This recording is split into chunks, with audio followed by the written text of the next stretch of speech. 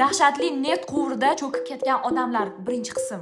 Bu tasvirlarda biz Kozim Ali ismli tajribali g'avvos va suv osti payvandchisini ko'rib turibmiz. Bu dahshatli kunda esa Kozim o'zini 4 ta do'sti bilan navbatdagi va afsuski ularning hayotidagi eng oxirgi topshiriqni bajarishga borgan edi. Ularning topshirig'i esa Pariya ko'rfazida joylashgan eski neft platformasida bo'lib o'tgan. Ish joyi esa mana shunaqa ko'rinishda edi. Voqeaning boshida ularning birinchi vazifasiga ko'ra quvurlarni yopib turuvchi katta to'siqni olib tashlashlari kerak edi. To'siqni olib tashlashlari uchun esa ular maxsus germetik yopilgan joyga tushishlari kerak edi. So'ng ular mana shu kabinaga tushgach, boyagi to'siqqa ulanib turgan rezinani olib tashlashlari kerak edi. Bu topshiriq ularga odatiy ishga aylanib ketgan bo'lsa-da, ular to'siqni chiqarishlari bilan mana shu dahshatli voqea boshlanib ketdi. Quvurning ichidagi bosim bilan tashqaridagi bosim ikki xil bo'lganligi uchun kuchli vakuum effekti hosil bo'lib, tashqarida turgan hamma odamlarni quvur o'z ichiga tortib ketdi. Kelinglar endi voqea qanday sodir bo'lganligini birgalikda ko'ramiz.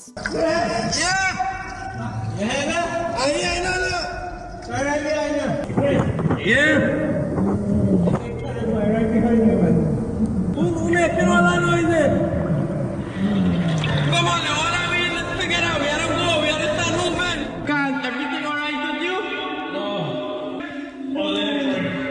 Mana shu etni jimirlatib yuboradigan qisqa suhbatdan keyin Kristofer o'zi yolg'iz, tubsiz quvurda oldinga qarab yura boshladi. Kristoferda akvalangi bo'lsa-da, unda havo borgan sari tugab borayotgandi. Quvurni faqatgina mana shunday havo cho'ntaklari bor joyida nafas olib, qolgan suv to'la joylarida nafasini ushlab turishga majbur edi.